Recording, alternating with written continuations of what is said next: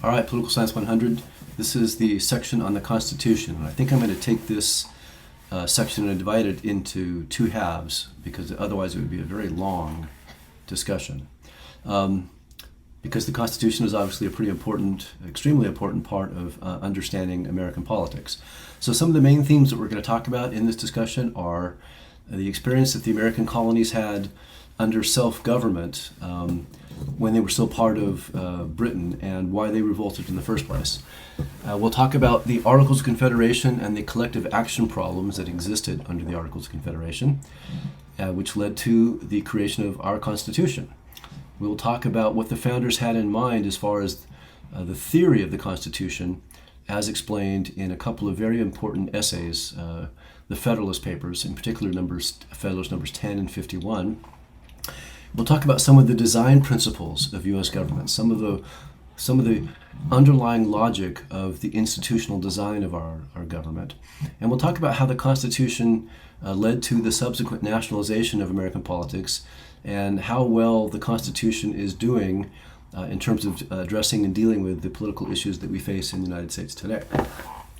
So, to start with, the colonists lived under British rule, as you know, until around 1760. And this essentially was like living in if you could imagine someone saying, hey, I have a guest house, and it's pretty isolated, it's kind of far away from me, I'm not going to drop by and visit, but I'm going to pay for everything, and you can just live there rent-free, and you can kind of do what you want. You would probably take that deal. And essentially that's how things were for the colonies. They governed themselves, but Britain provided the fundamental infrastructure of a society. They provided for defense and security, and they regulated the economic system. If you had that guest house deal, would you ever move out of that until you had to? Probably not. So why did the colonists revolt? Well, because the deal changed, basically. Britain started to run into money trouble. And it really stemmed from the French and Indian War, which, by the way, was not between the French and the Indians. The French and the Indians fought on the same side against the British. It's also sometimes referred to as the 7 Years' War, despite the fact that it ran from 1754 to 1763, which by my math is more than 7 years. Anyway, Britain won the war, but in doing so, they doubled their national debt. And so they were really financially strapped, and they looked to the colonies as a way to make some money. And I'm sure you've heard about the stories of the imposition of various taxes that were not well received among American colonists. The most famous of which were the Stamp Act. And you might be thinking postage stamp here, but that's not what it really was about. It was a tax on any kind of printed material. Any kind of printed material in the colonies was taxed, and to show payment of that tax, a stamp was stamped onto that printed material. So any kind of document that was prepared and printed was taxed. And then even more famous than that was the Tea Act, which put a tax on tea. And that, of course, led to the famous or infamous, depending on your perspective, Boston Tea Party, where the colonists snuck in on a British ship and dumped tons of tea into Boston Harbor in an act of pretty much outright revolt. The colonies resented these new taxes. And remember, they were used to the great free rider deal they had.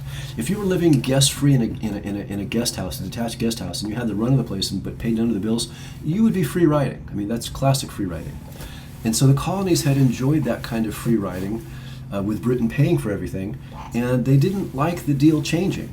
And they particularly didn't like the deal changing under terms they hadn't agreed to. No taxation without representation, that's what it's talking about. So the colonies formed the First Continental Congress. And this First Continental Congress passed some resolutions condemning these taxes and administered some administrative decrees, and they produced the first Declaration of American Rights. More consequential, though, was the Second Continental Congress. War between the colonies and Britain broke out in Lexington and Concord in the spring of 1775, and there was no government with any legal authority to conduct war, but something had to be done to coordinate the war effort on the part of the colonies against the British, so they formed a Second Continental Congress to do exactly that. This Congress instructed the states to convene and reconstitute themselves as state governments based on Republican principles, in other words, based on representative government principles. And they did things like issue the nation's first bonds, so investors could buy U.S. bonds, which would raise money, and it was an investment for the investor and raised money for the government, and they established a national currency. So if you think about it, the Second Continental Congress was a legislative body that was conducting a war and regulating the economy to some extent. Basically, it was functioning as a government, our first government. The Second Continental Congress declared independence and adopted a constitution. You're, I'm sure, familiar with the July 4th, 1776 Declaration of Independence written by Thomas Jefferson, which was signed by every member of the Second Continental Congress. And the Second Continental Congress also created the first constitution, called the Articles of Confederation. A confederation is a highly decentralized government structure where the states have all the real authority, and the central government, the federal government, has only limited authority, only that authority that is given to it by the states. And we'll get into specifics about that in the next section of this class.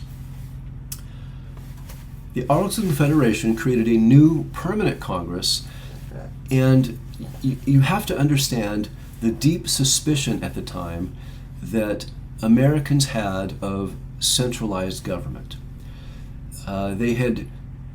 They were in the colonies in the first place to escape a monarchy, King George in Britain, and they identified as citizens of the specific territory they resided in, now called states. They didn't necessarily have an overarching national identity as Americans united in some binding national sense. And so it's not surprising that the Articles of Confederation gave most power to the states. Every state in this new permanent Congress had one vote, and most laws, ordinary laws, required passage. For passage required a majority, or 7 of those 13 votes. Major laws required approval of 9 of the 13 states, and some kinds of laws, specifically those raising taxes or amending the Articles of Confederation themselves, required unanimous agreement among the 13 states. So all of them had to approve that. This created all kinds of problems. There were tremendous collective action problems under the Articles of Confederation. There was very little economic coordination. The states were printing their own currencies despite the establishment of a national currency under the Second Continental Congress. They were refusing to honor the currencies of other states. There was even some foreign currency still in circulation and being accepted for the purchase of goods and services. There was so little economic coordination that interstate trade became all but impossible. So you can imagine the damage that did to any potential growth of the American economy if the only trade that can happen is trade that happens within a given state, and there can be no cross-state economic transactions. There was also tremendous free riding going on under the Articles of Confederation. Remember, the states were used to enjoying the benefits of national defense, for example, without paying for it. And they kind of wanted to continue that deal. They wanted national defense, and America was quite vulnerable to further aggression from Britain again, from France, if need be, if France decided to do so. So it wasn't that they didn't understand the need for national defense, they just wanted the other states to pay for it. Each state kind of figured, well, we could undersupply our contribution to both the war to win independence and then the country after independence, as long as the other states ante up their fair share. But of course, the other states are thinking the same thing, and so both in terms of funding the war effort to begin with and funding the nation after the war, there was a lot of free riding going on, with states either not paying at all or paying less than what they ought to have paid.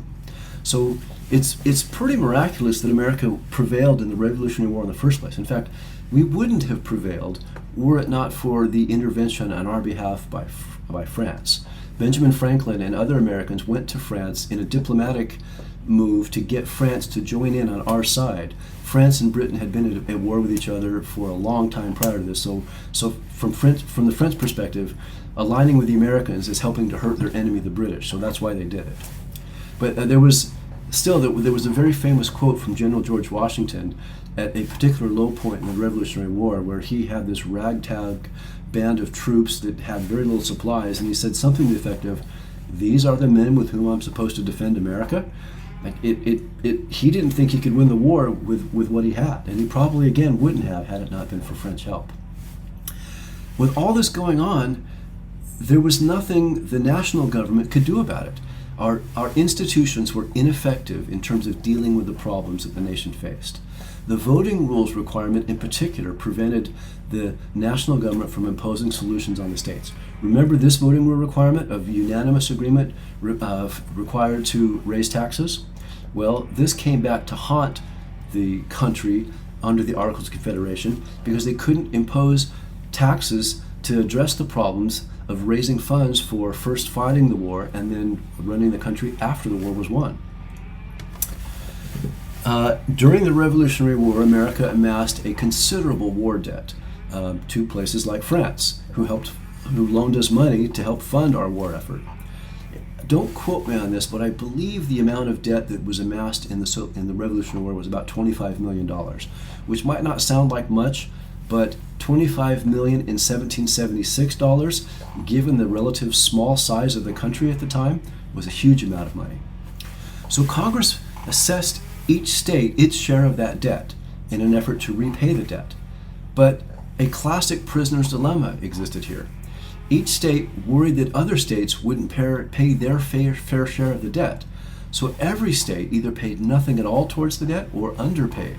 And there was nothing the national government could do to force them to pay because the imposition of any kind of taxes to pay for this debt required the unanimous consent of all 13 states, and they weren't going to get it. The national government actually proposed a tax on imports, or a tariff on imports. So imported goods brought in for sale to the United States, the idea was to tax them. So the importing country, not the US, but the importing country would pay that tax.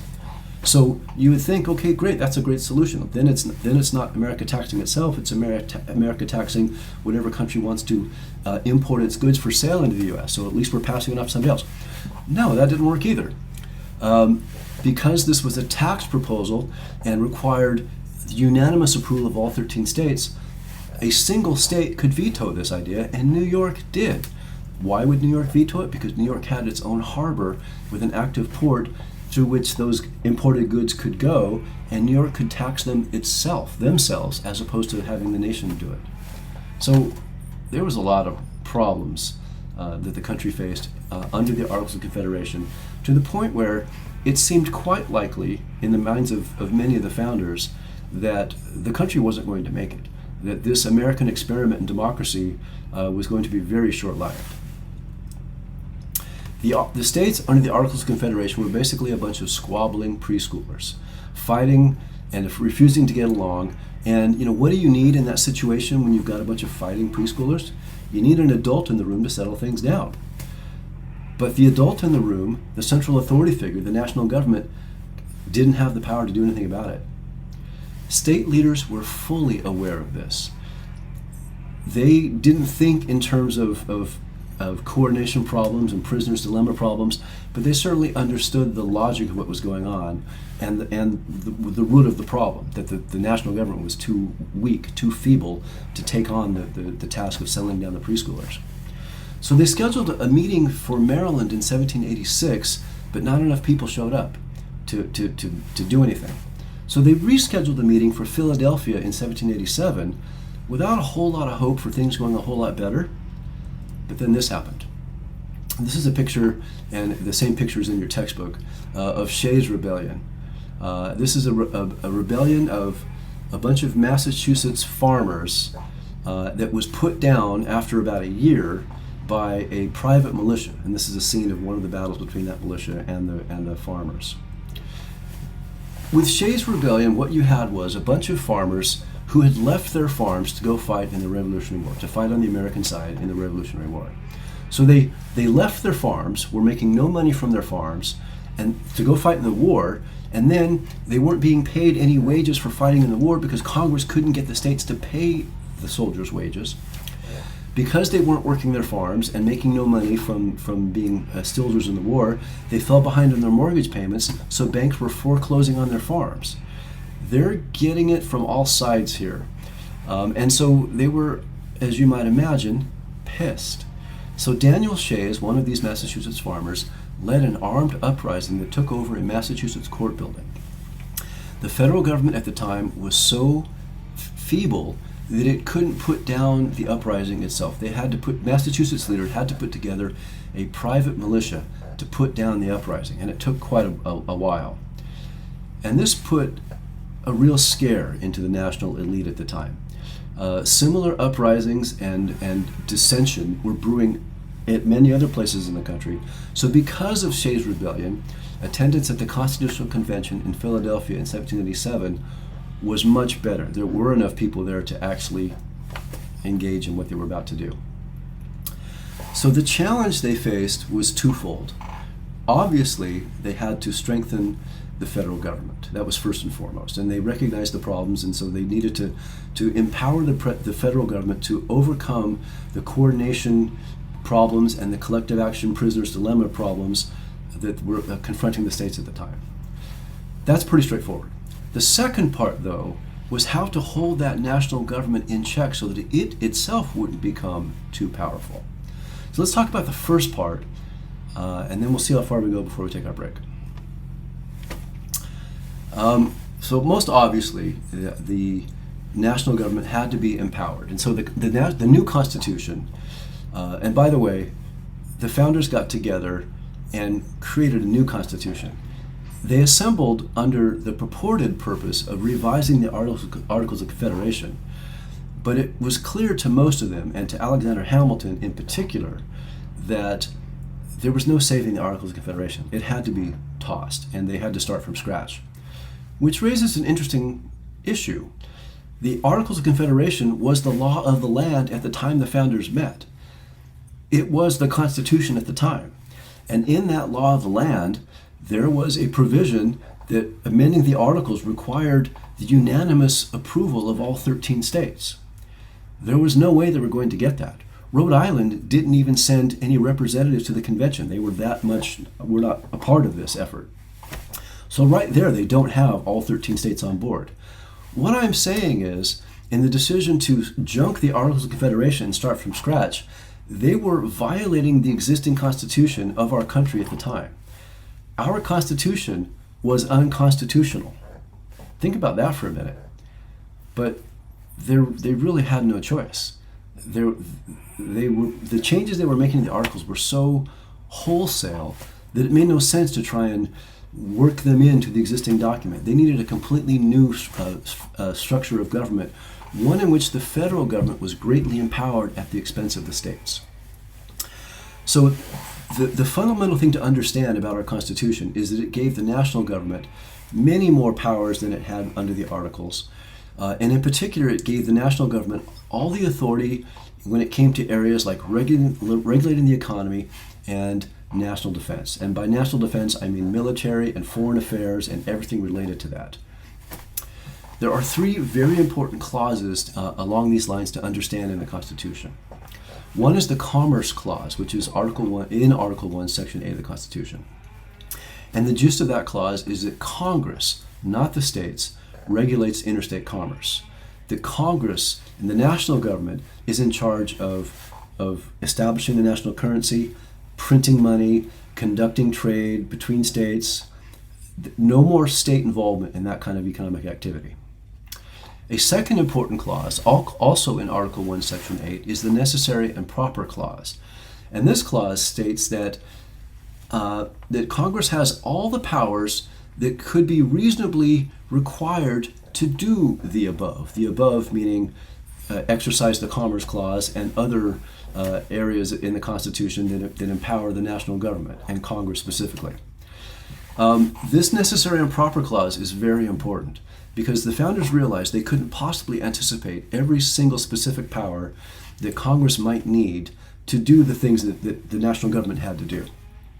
So they figured we'd better add kind of a blank check clause in here. Not a completely blank check, with some limitations, but a clause saying that, by the way, the list of powers we've included here in Article 1 of the Constitution is not exhaustive, it's not comprehensive. There are certainly things that we can't load up the Constitution with every possible power that might come along that the Congress needs now or in the distant future. So let's just say that Congress has any power it reasonably would require to do the things we need Congress to do. And this became an important clause pretty early on in our nation. For example, one of the first things that Treasury Secretary Alexander Hamilton wanted to do in the process of regulating the economy was establish a national bank. So he did. States didn't like that.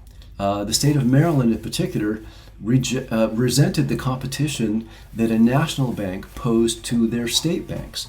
So they took this to court, arguing that the Constitution does not give Congress the power, or the U.S. government, the national government, the power to establish a national bank. And they're absolutely right. Nowhere in the Constitution does it say that the national government or Congress has any power to establish a national bank. So strictly speaking, that is unconstitutional. But Chief Justice John Marshall, in one of the earliest important court cases in our country, McCulloch versus Maryland, decided that, yes, Congress doesn't have that power specifically in the Constitution, but establishing a national bank is an important part of regulating the economy, and so therefore it is reasonable to infer that Congress has that power under the Necessary and Proper Clause. So Marshall approved, said that it was constitutional to establish a national bank. So in that decision, you're seeing validation of both of these first two important clauses: Congress's right to regulate the economy, and a broader set of powers. Anything that Congress needs to do, might reasonably need to do in order to regulate the economy. The third important clause is the Supremacy Clause, which is in Article 4 of the Constitution.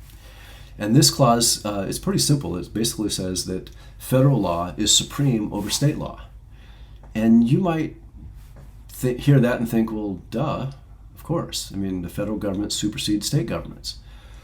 It was nowhere near that straightforward at the time.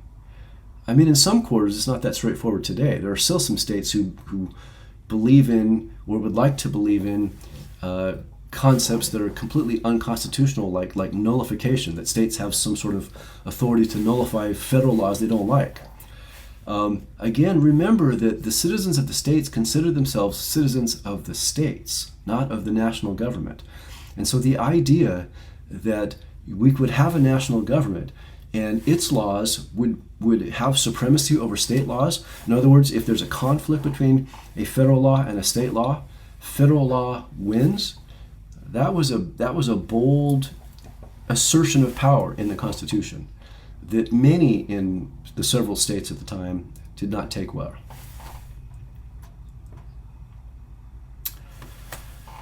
So, I'm going to delve a little bit into the second problem, and this will be an introduction to the second part of this two-part video section on the Constitution. So obviously, what the founders wanted to do in the Constitution was empower the federal government.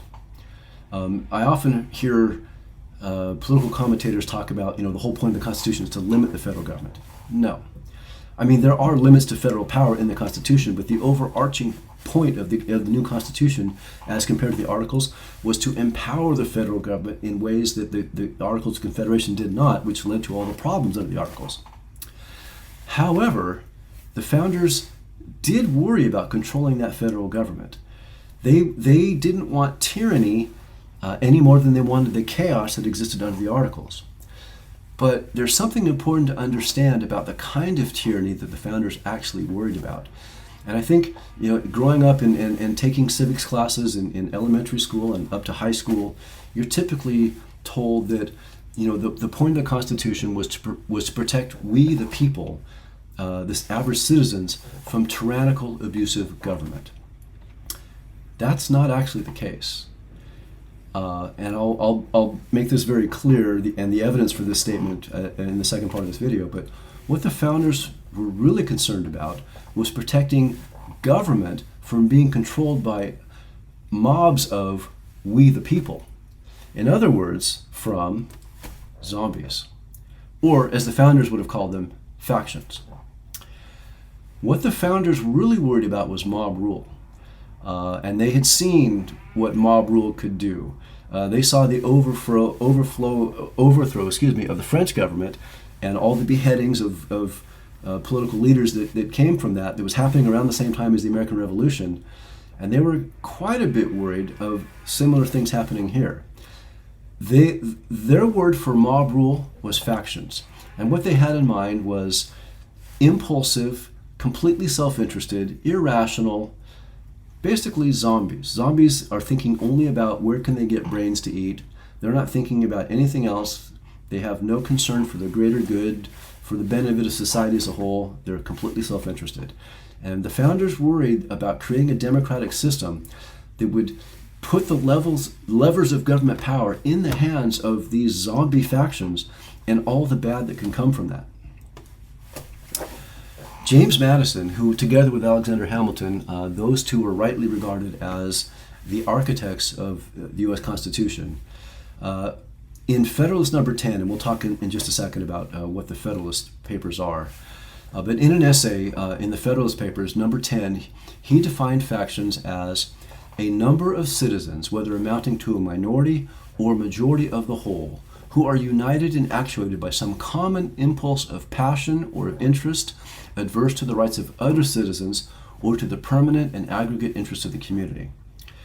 He's talking about zombies there. He's talking about people who are actuated by some common impulse of passion. That's a very loaded word. These are not rational, thoughtful people he's talking about. He's talking about people who are completely self-interested and without concern for the aggregate goal, the aggregate interests of the community, the greater good.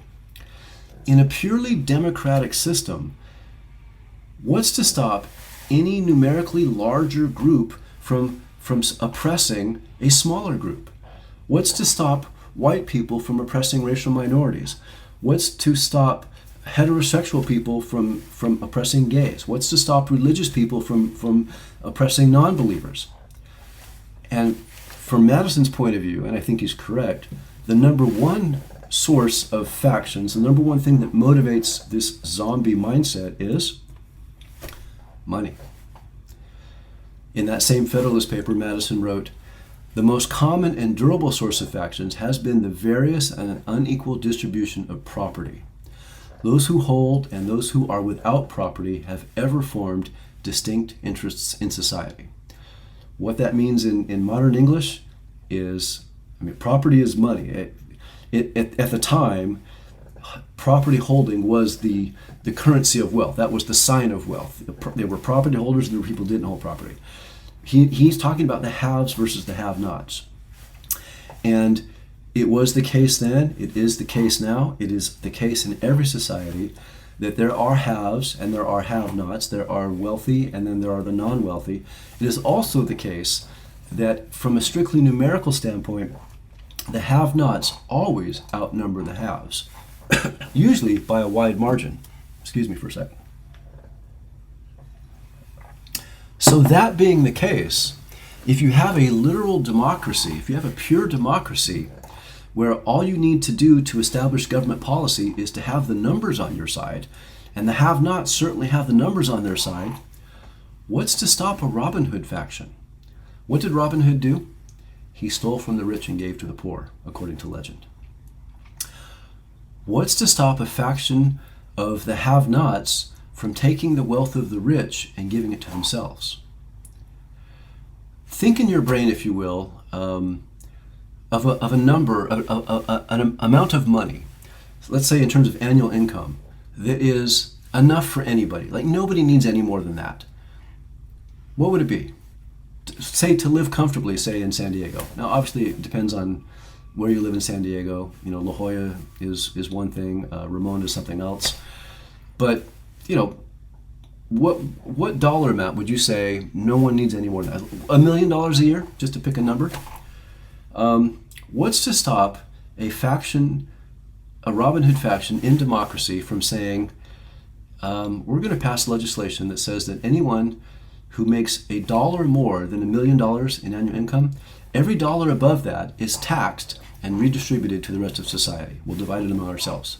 We the have-nots, will vote to impose a tax upon every dollar made by the haves above $1 million a year, and we'll take all that money and we'll give it to ourselves.